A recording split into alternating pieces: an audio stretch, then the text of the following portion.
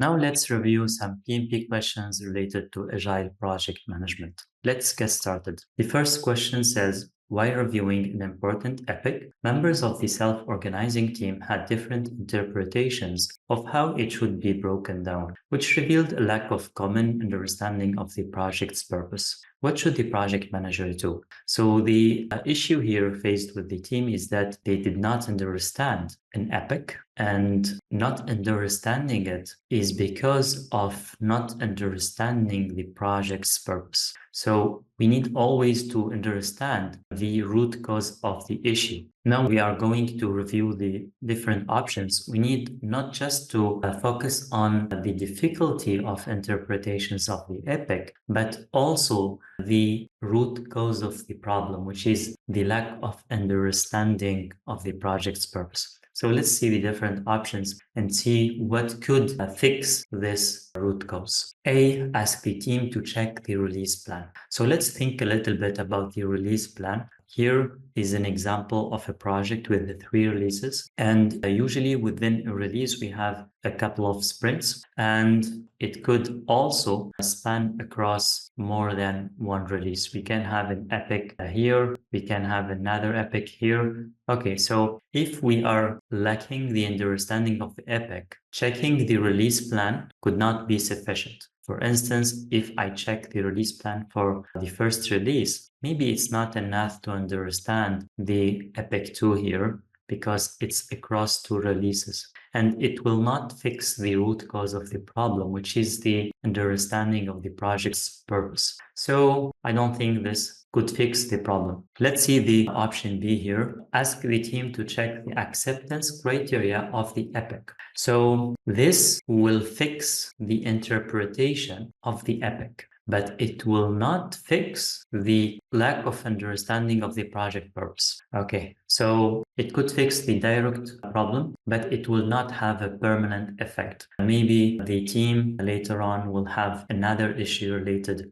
to another epic or another user story because they are lacking a common understanding of the project. So this is a partial solution. Let's check the other options. Ideally, we find an option that fixes the root cause. Remind the team of the sprint goal. This is even worse than A because the sprint is here and they are lacking understanding of the epic, which is wider than the sprint. We know that an epic is splitted into many user stories, and the user stories should fit into a single sprint. So C is not correct. D, remind the team of the project vision. That's exactly what the project manager should do to help the team have a common understanding of the project purpose, which helps them understand the epic and which helps them understand the other scope of work. So ideally, I will choose D here. Let's check the answer. Yes, the project manager should remind the team of the project's vision since the team seems to lack a common understanding of the project purpose. Okay, here I would like to add another note. The product owner is usually responsible to set the vision and share the vision within the team as well. Here in this scenario, the project manager is reminding the team of the project vision. The project team could do that as well, but usually the product owner responsibility is to keep reminding the team, keep sharing the vision, update the team if there is any new updates to the vision. That's the product owner primary responsibility, and the project manager could support that as well. Okay, let's move on to the next question. The next question says, after completing a release, the Scrum team is examining its burn down chart. So here, a burn down release chart. You keep in mind that there are 2 types of burn down when it comes to Agile. There is a release burn down chart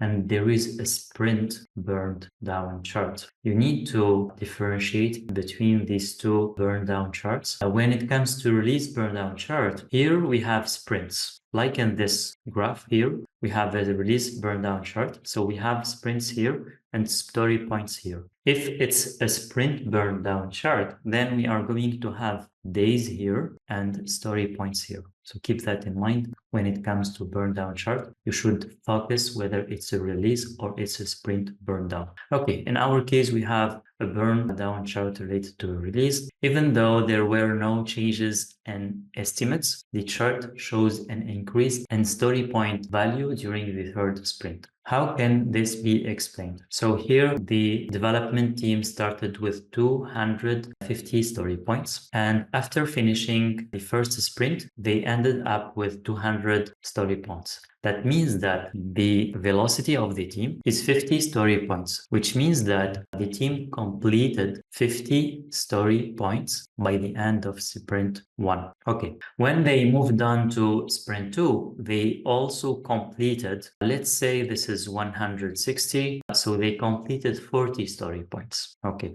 by the end of sprint 3, they should complete another number. Let's say normally they could go here, for instance, which means that if there is no events at all, then the team could consume another 30 or 40 or 50 or even 60 user stories. But we are witnessing more user stories at the beginning, which means that there is a new user stories added to the release backlog. So the development team, instead of the next time starting what they left off, they will start with a higher number, which means that maybe the team consumed this 30 user stories or 40 user stories, but the product owner added 60 story points. So the team, even though they consumed 30 or 40, the number increased because the product owner added more story points than what they have consumed. So let's check the different options, and the right answer should be that more product backlog items were added. The team's velocity decreased? No, because if the team's velocity increased, we still have this kind of progress. If the velocity increased, we could have something like that, which means that the team consumed a lot of story points. If the velocity decreased, maybe we could have something like that. Okay, their velocity is not like the previous one.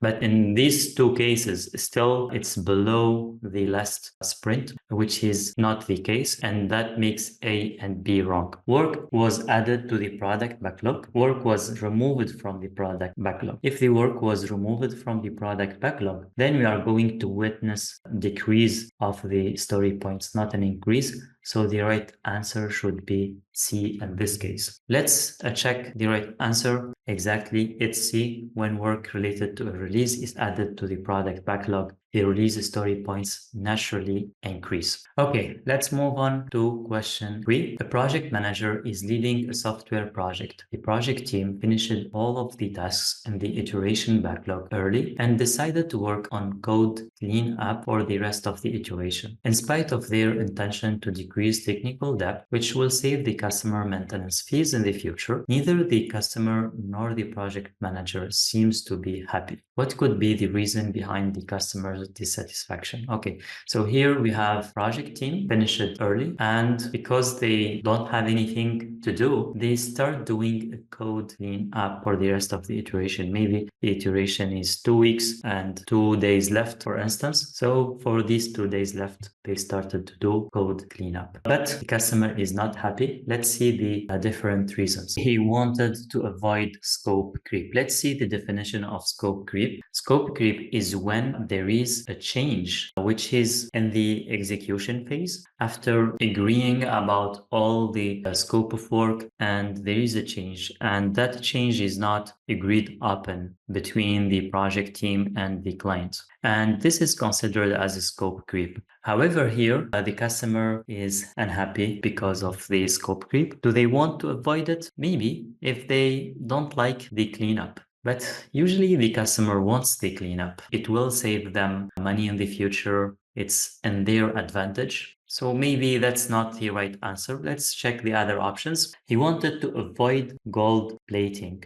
Gold plating is when the development team did something, they think it's good, and they did not ask the customer. So they're doing a scope change to make the customer happy. And in some cases, the customer will not be happy because of this gold plating. And in many cases, the project manager will not be happy as well, because this is a scope creep as well. It's the deviation from scope but with the intention to please the customer. It's always recommended to avoid scope creep and gold plating. Okay, so here the customer is not happy. Is it because the gold plating? I think the same reasoning here for scope creep. Usually the gold plating is to please the customer, but the customer here is not happy, and I don't think the customer will not like the code cleanup. Maybe there is another reason. Let's check the other options. See, he wanted to prioritize the scope. Okay, here imagine that we have an iteration of 2 weeks and there is 2 days left. Here the development team decided by themselves to do code cleanup. If they ask the customer what they should do in these 2 days left, maybe they will give them another task rather than code cleanup.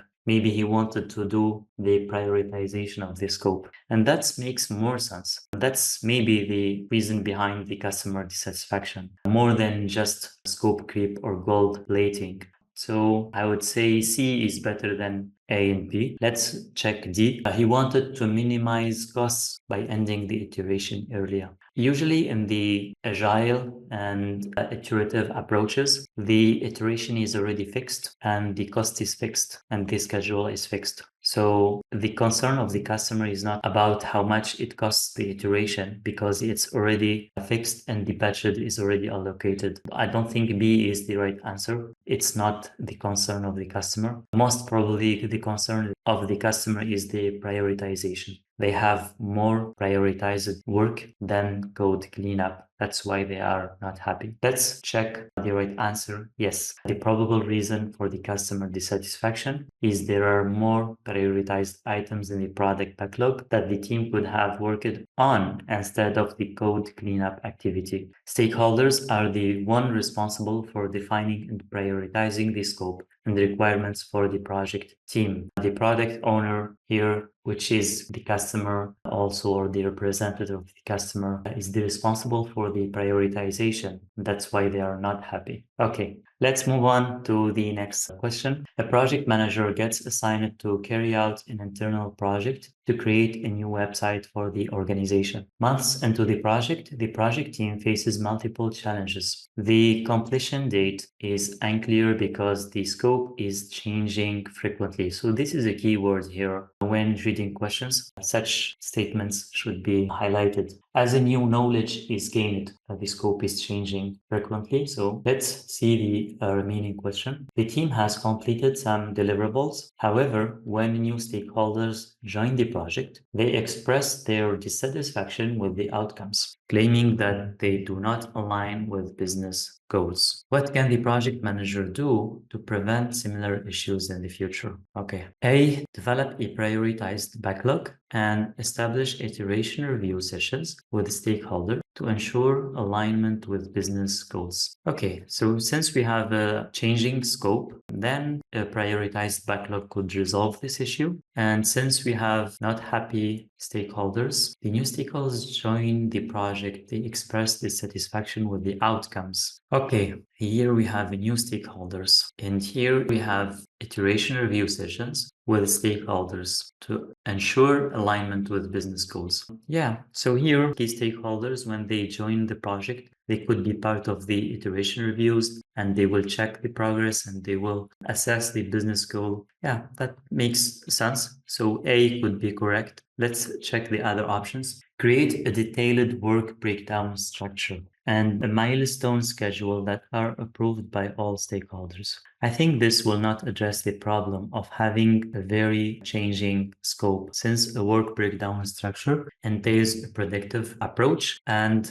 that will not work in such scenario. So B should be wrong. C, implement daily meetings to review team performance and address impediments promptly. So we need here to understand what's the purpose of a daily meetings. Daily meetings is a daily planning meeting between the project team or development team to sync together and define what they will be working on and if there is any impediments so they can deal with these impediments on a daily basis. I think this is very low level and that will not address the high level of having a very dynamic scope and a dissatisfied stakeholders. So the stakeholders will not be part of these daily stand-up meetings. So this will not resolve the problem, and C should be wrong.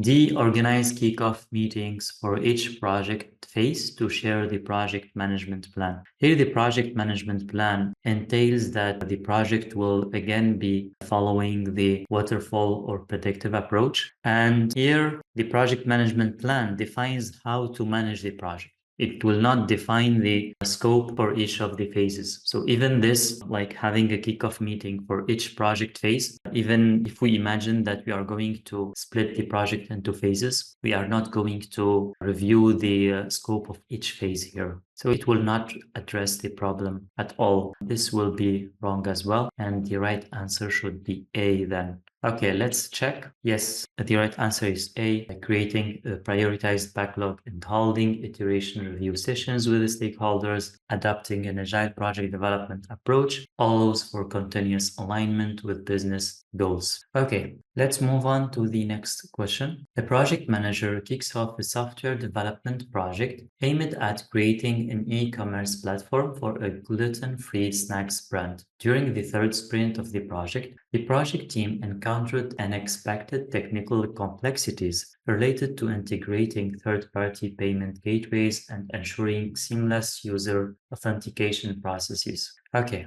here we have the third sprint. We have technical complexities. Okay, despite their initial estimation efforts, the team realizes that they are unlikely to complete all the user stories within the sprint time frame. So they are not going to complete all user stories. What should the project manager do? Cancel the sprint to allow the team. Okay, here what should the project manager do? Cancel the sprint? That's not the responsibility of the project manager. The project manager cannot cancel the sprint. Only the project owner can do that in extreme cases. So this should be a wrong option without even wasting time to read all the sentence. Let's move on to the option B. Engage in additional product backlog refinement activities to ensure that the team focuses on delivering achievable work within the remaining sprint time. Okay, the product backlog refinement activities. This will help planning the next sprints, but we are having an issue with the current sprint. So this will not resolve the problem at all as well. Okay, let's move on to option C. Examine with the product owner the possibility of adjusting the sprint goal based on the team's current progress and capacity. Okay, we know that the sprint goal is defined during the sprint planning, and that will be the target for the sprint, and the development team will work on the sprint in order to achieve this goal. Okay, if the team is not able to complete all user stories, then the sprint goal would be in danger. They might even reach the sprint goal. The solution here, adjusting the sprint goal, maybe it's not the best course of action, because addressing the sprint goal will not change the fact that the sprint team is behind, and it will also lead to disappointment. So this is not very convincing. Usually it's not recommended to change the sprint goal once we start working on a sprint. Let's see if it's a better option. Then D should be the correct answer. Collaborate with the product owner to renegotiate the remaining items of the sprint goal. That's exactly what the project manager should do, is that inviting the product owner to renegotiate the remaining items on the sprint backlog.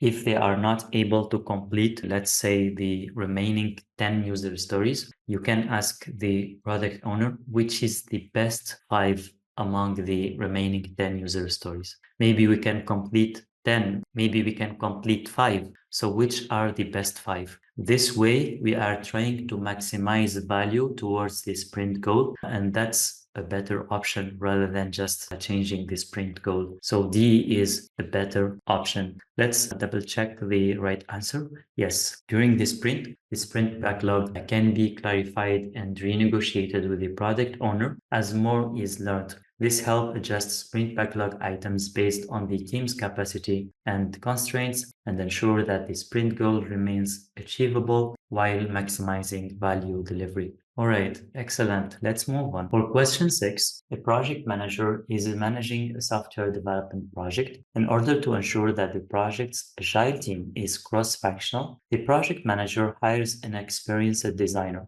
Okay, a few days later, the designer informs the project manager that he is unable to do his work properly because the subscription plan of the design application he is using does not include all the functionalities he needs. Therefore, the designer asks for an upgrade subscription plan. What should the project manager do next? All right, we have here issue with the subscription plan. Let's check cross-managing design from the project unable to do his work because of the subscription of the design application he is using. Okay, the project manager could ask the designer to raise the issue during the next retrospective meeting. Okay, here the retrospective meeting is to review what all the things that went good and all what went wrong and try to improve the processes. If we have a problem, why waiting until the retrospective meeting to take place? We need to be proactive and resolve the issue right now. And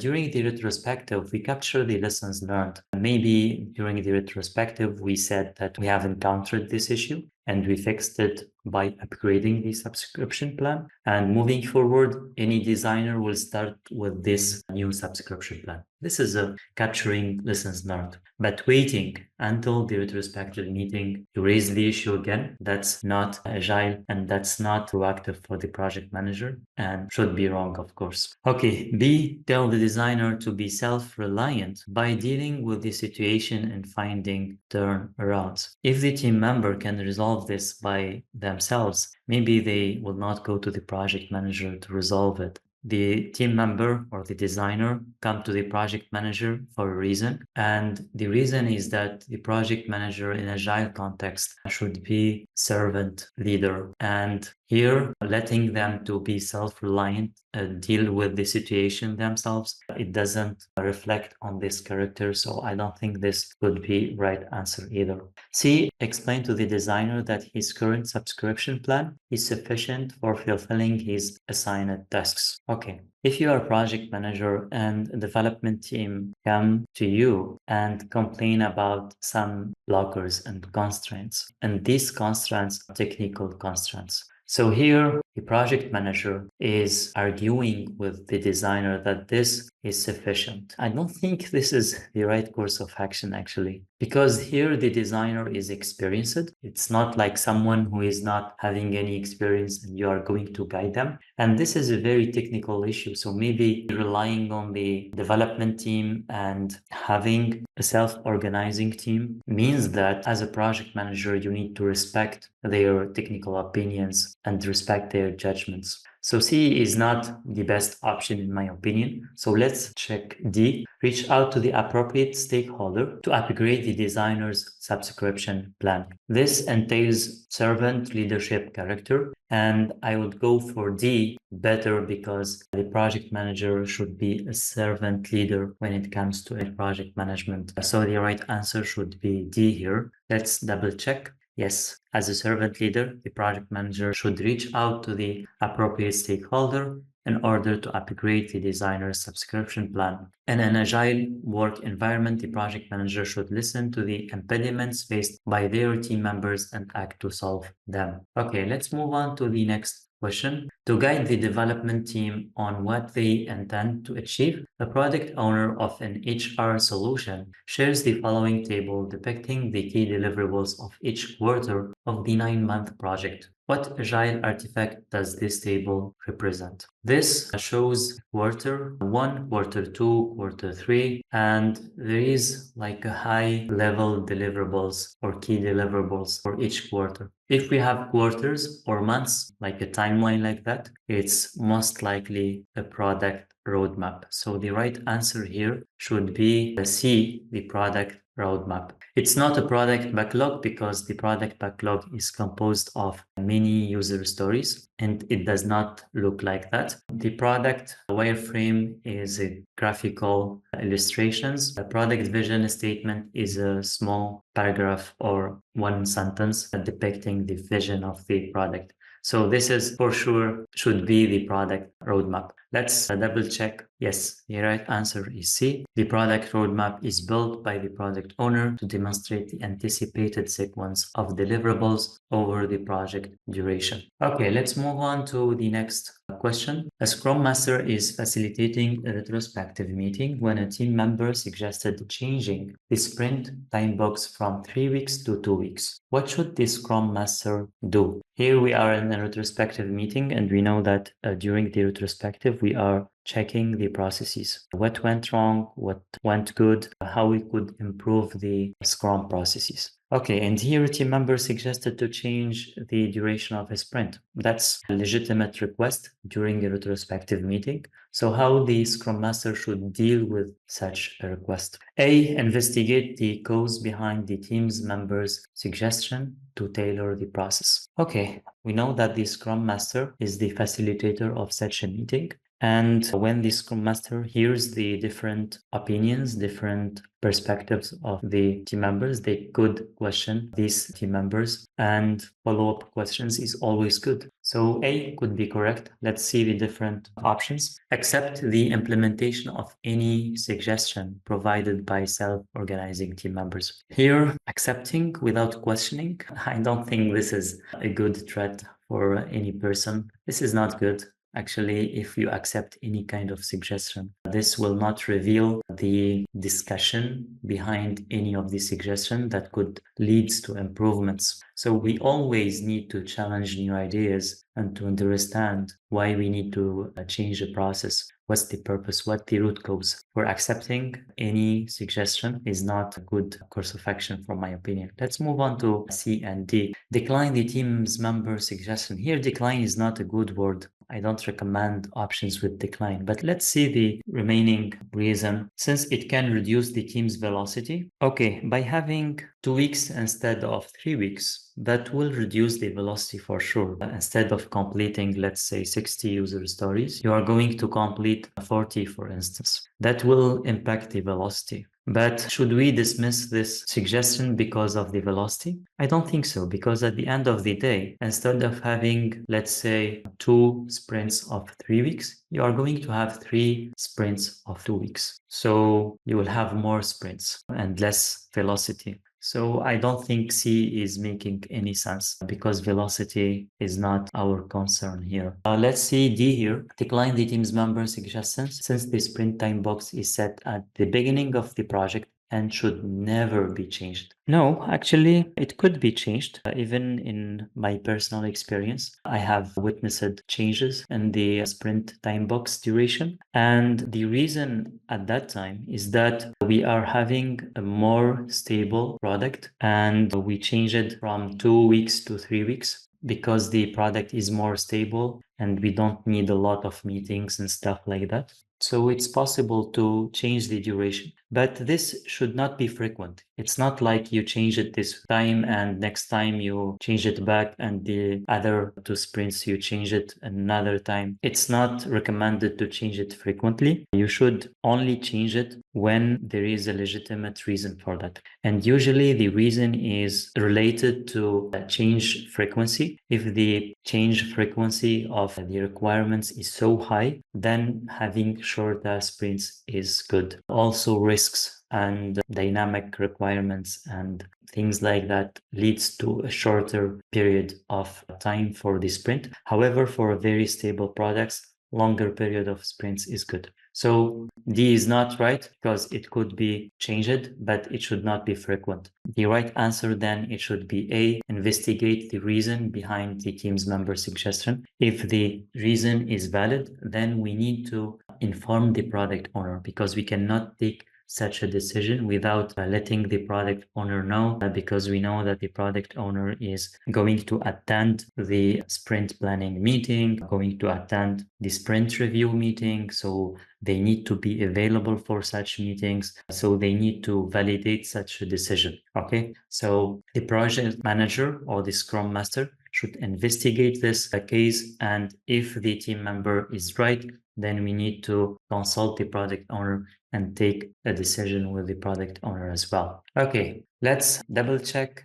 the right answer. Yes, the right answer is A. The Scrum Master should investigate the goals behind the team's member suggestion to tailor the process. Let's move on to question 9. A project manager is facilitating a meeting attended by his project team as well as key stakeholders to prioritize all product backlog items according to their business value and risk level. Drag and drop each item's category and its right placement in the product backlog. Here we cannot drag and drop, but I will match the right item with the right position in the product backlog. Here the product backlog, we have at the bottom the low priority and at the top the high priority. And here items of high value and high risk, items of high value and low risk, items of low value and high risk, items of low value and low risk. I think what comes first is items with high value. Depending on the risk,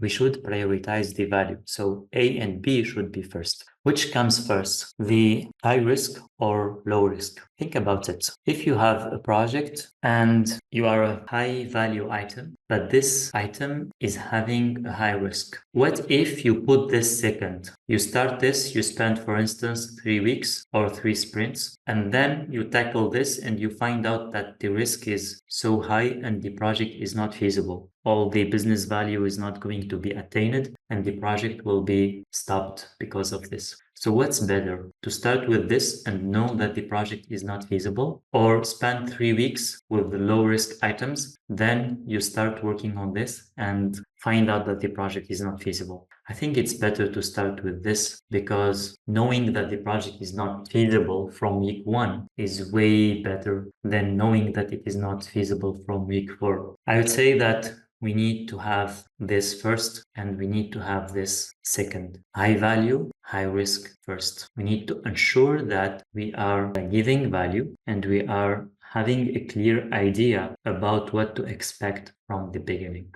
And then we prioritize high value and low risk. Okay, now it comes with low value items, C and D. What should be next? Here, if we have low value, which means that it will not have an impact on the project. If it's not achieved, that's fine. It's having low value. So in this case, I would say that low value and low risk should be prioritized over low value and high risk. Well, even from my opinion, this one should be dropped from the project. The low value and high risk, it's on the bottom of the product backlog. We know that we always monitor risk in the Agile product and we always refine backlog. And maybe in the future, the risk changes and it will be low risk and it could be moved to this level. But anyway, if you have these 4 items in front of you, A should be first, B should be second, then D should be third, and C should be fourth. Okay, let's move on to next question. A product owner is assigned to a new Agile project at a software development company. The company's main measure of its project success is the number of features delivered into production. This is their KPI, number of features delivered into production. Okay, this is the success criteria. The product owner's team has been delivering a record number of features since the project started. However, despite the high number of features being rolled out, customers have started to voice their frustration about encountering numerous issues and bugs into the software. What should the product owner do? Here, there is a definition of this KPI. This is their measure of success. It seems like they overlooked the need for quality. And as a consequence, we had a frustration and a very bad quality, like issues, bugs. That happens a lot. There is sometimes urge of the customer to do more shipped features, and they forget that the more you put the pressure on the development team, the more you get a bad quality. So it's better to have a balance between delivered features and between a good quality. And let's check what the product owner can do. A, encourage the team to keep the same pace of delivering more features, and issues will be fixed later on. So here, as if there is no problem at all, and we are going to continue with the same pace. I think this is wrong. the product owner is not proactive here, and this is not a good course of action, of course. Add an item to the sprint backlog to deal with the technical debt. The lack of quality, which leads to the numerous issues and bugs, is considered as a technical debt. That's correct. But adding an item to the sprint backlog, just one item, maybe will not fix the problem on the long run. It could fix some of the issues, some of the bugs, but not a permanent solution. Let's see if there is other measures. C, include customer satisfaction and quality KPIs as product success metrics. If I have to choose between B and C, C is way much better because we are addressing the root cause of the issue. Okay, I'm going to go with C at this time. Let's see D. Discuss customer feedback during the demonstration of the finished product. Okay, here we already got the feedback of the customer. Why we need to wait until the demonstration? That's for sure a wrong option. We need to deal with issues when they arise. We should not wait until something happens, until demonstration or until retrospective or until the iteration review or whatever. We need to deal with issues when they arise as soon as possible. Be proactive. Okay, and you can see here that we have problem, and if we have problem, we address its root cause and we address it proactively. Don't waste time. And this option C is addressing this, try to satisfy the customer through another KPI, not just number of features delivered, but also the quality and the customer satisfaction KPIs. Let's double check the correct answer. Yes, the correct answer is C, and the scenario depicts the Hawthorne effect, which states that the very act of measuring something influences behavior. Here, because we are measuring the throughput of deliveries, we are just focusing on that. We are not focusing on quality. Therefore, only measuring a project's team output of deliverables can encourage the project team to focus on creating a large volume of deliverables rather than focusing on deliverables that would provide higher customer satisfaction.